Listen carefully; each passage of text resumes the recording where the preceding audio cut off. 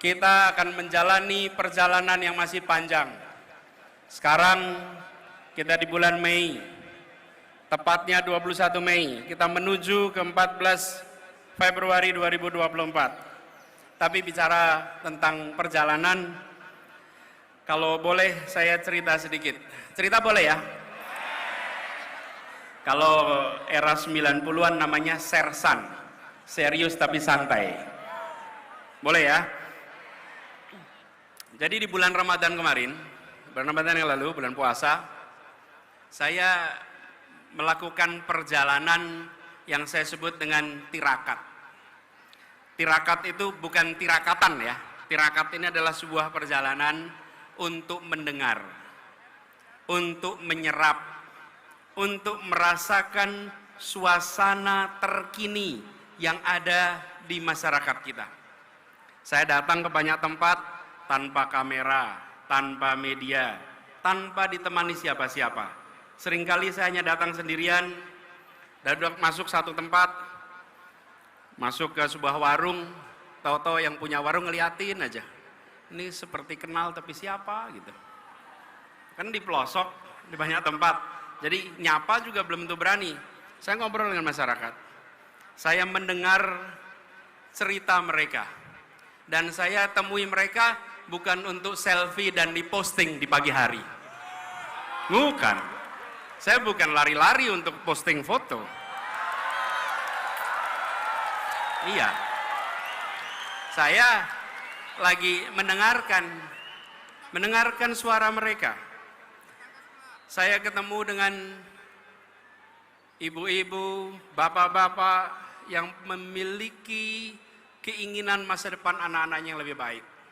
Paling sering saya temui ibu-ibu yang menceritakan, Pak, anak saya pintar, Pak, anak saya potensial, Pak, berikan kepada kita semua pendidikan yang baik, biar anak-anak kita punya masa depan yang lebih baik.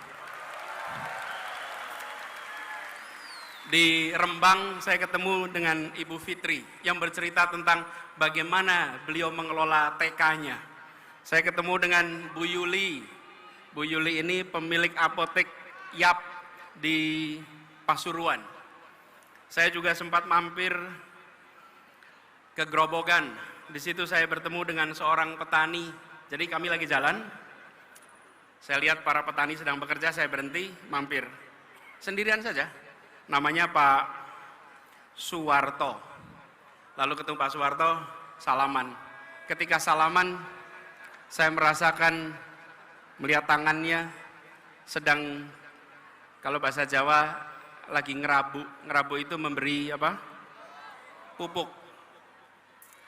Jadi saya tanya, Pak, gimana kondisi di sini? Jadi biasa, Mas. Dari dulu ya begini.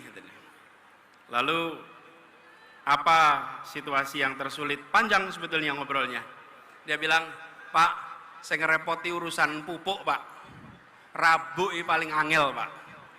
Arep rabuk, ono sing rabuk subsidi, rabuk non subsidi. Ora kaya zaman biyen. Zaman biyen tinggal ning warung, nggawa ember, langsung iso tuku rabuk. Saiki arep ning warung ditakoni, Pak, jenengan non subsidi apa subsidi?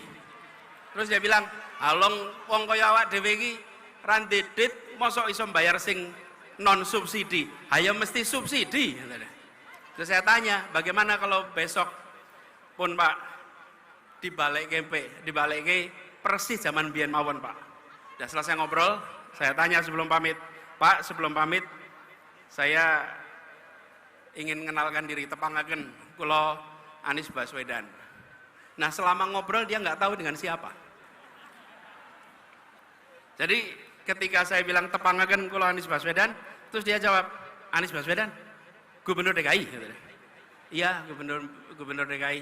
Kok iso tekan kene? Kok bisa sampai sini? Ya, saya kula saweg tirakat, Pak. Terus dia ngasih beberapa pesan-pesan. Saya perhatikan betapa masyarakat yang kita temui menyampaikan kepada kita semua bahwa di masyarakat sana ada suasana sulit, ada suasana menantang, tapi yang sebenarnya lebih mengkhawatirkan adalah serba ketidakpastian. serba ketidakpastian. Bagaimana yang menanam tidak tahu nanti harga jualnya berapa. Bagaimana yang beternak tidak tahu ongkos produksinya nanti berapa. Bagaimana yang mengurusi pertanian tidak bisa mengetahui seperti apa ongkos-ongkos yang harus dia keluarkan. Begitu juga dengan yang lain-lain. Kami menemukan suasana di mana mereka yang harus pergi, saya datang ke sebuah desa di Wonosobo yang pekerjanya itu banyak pekerja migran. Terus mereka cerita bahwa mereka berangkat tanpa tahu ada jaminan bisa pulang atau tidak. Ada jaminan bisa hidup layak atau tidak. Ketemu dengan anak-anak, ketemu dengan orang tua yang menceritakan kelihatannya masuk kampus negeri sekarang susah, Pak. Karena ternyata harganya juga mahal. Mereka yang kecil seringkali menemukan kesulitan untuk usaha. Tadi di depan banyak UMKM bukan? Karena kita kumpul di sini mengirimkan pesan bahwa penyediaan makanannya pun oleh mereka-mereka yang usahanya mikro dan kecil, bukan yang skalanya besar.